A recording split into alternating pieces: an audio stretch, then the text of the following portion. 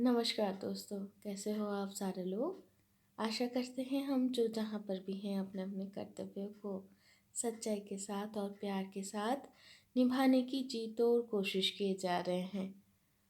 तो चलिए फिर से मिली श्रोता कहानी बोली टैटै नन्हे इंसान की नन्ही कहानी। लेखिका श्रीमती वानी पात्रो और कहानी की शीर्षक है माँ और बेटी। माँ में यानी कि माँ बेटी। आज हम फर्स्ट चैप्टर नहीं फर्स्ट पार्ट पढ़ने वाले हैं, पहला पार्ट। तो चलिए शुरू करते हैं। भाई दूज में गलती से रखे गए थे जो दिया वो लाने के लिए फिर से वापस आए हैं कुछ महीने बाद। वो और कोई नहीं, अनु के पिताजी की बड़ी बहन अनु की बुआ। आज भाई दूज की कोई हड़बड़ाहट नहीं है, सिर्फ थोड़ा सा बैठने का समय है, थोड़ी सी बातें करने की फुर्सत है। टैटा यानी कि अनु की माँ के पास थोड़ा सा एकांत में अपने सुख दुख की सारी बातें बांट लेने के लिए, थोड़ी सी हल्के हो जाने के लिए समय है अनु की बुआ की। टैटा पूछी, कैसी हो दीदी। उत्तर में दीदी बोली, ठीक ही हूँ, अच्छी हूँ। अभी मेरे जैसे तैसे दिन चल जाती है, कोई दिक्कत नहीं आती। और भी बहुत सारे सुख दुख की बातें एक दूसरे से बतियाने के बाद टैटा उसकी बेटी, दीदी की बेटी यानी कि बुबुआ की बेटी के बारे में पूछी। एक लौती लड़की है टापुर। तो पूछी, टापुर कैसी है।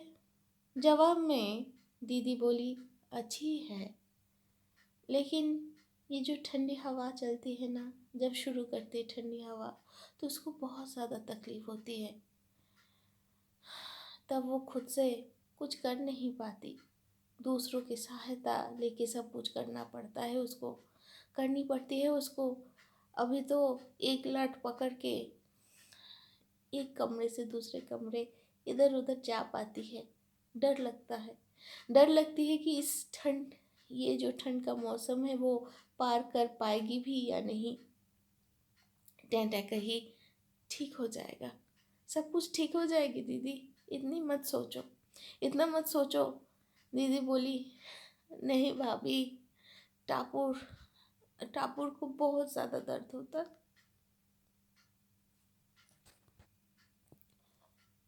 नहीं देख पाते हैं हम, बहुत ज़्यादा दर्द होती है उसको, बहुत ज़्यादा दिक्कत आती है टापुर को इस ठंड में।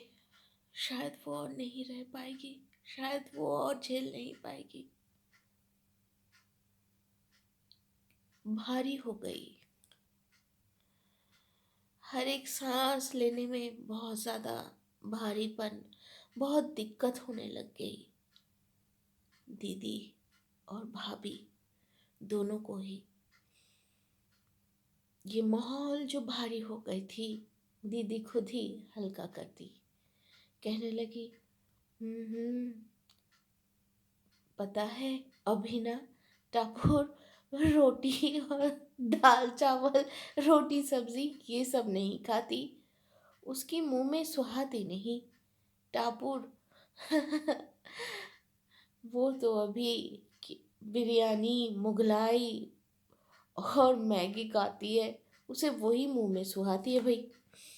दीदी कही, भाभी बहुत सारे बातें हो गई है ना, मुझे दे दो जो दिया मैं रख के चली गई थी गलती से। ये कह के सब कुछ सही साठ समझ के जो जो रख के गई थी, जो जो वापस लेके जानी थी, वो सारे समेट के संजो के अपने गंतव्य की तरफ आगे बढ़ गई दीदी। अनु की बुआ धीरे धीरे गर्मी आ गई। गर्मी की प्रचंड ज्वाला को स्विक्त करके ठंडा कर गई बरखा। उसी शांति के बाड़ी में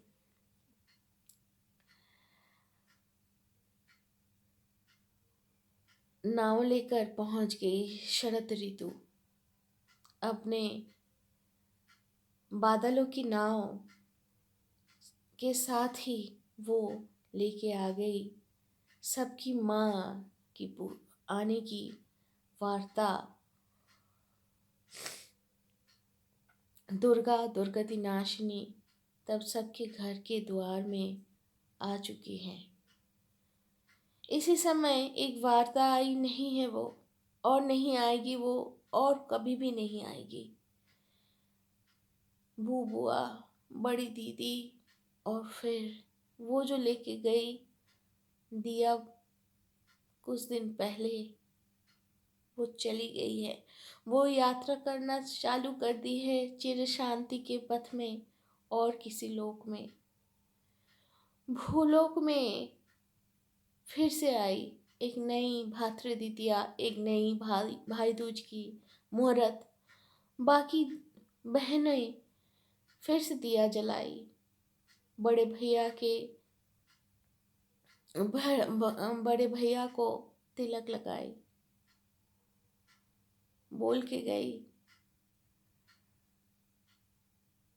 फिर आते हैं, लेकिन जो दिया लेके गई भैया फिर आएंगे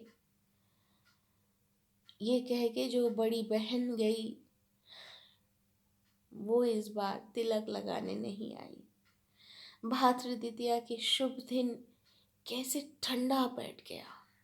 कुछ दिन बाद हिमालय से आई हिम वायु परिवेश को और ठंडा करना चालू कर दिया। फागुन का समय आई, फागुन अपना आग लेकर उसी थरथर ठंड में थरथराती माहौल को दूर भगा दी। अब आई है वसंत ऋतु, उत्सव से झूम उठा है सारे रास्ते गली गूंजी। एक साल बीत गई। तो इसके बाद क्या हुआ हम जान लेंगे अगले हफ्ते अगले पर्व में। तब तक के लिए सारे अच्छे से रहना। जो इस उत्सव के माहौल में पास रह पाए और जो नहीं रह पाए सबके लिए शुभकामनाएं।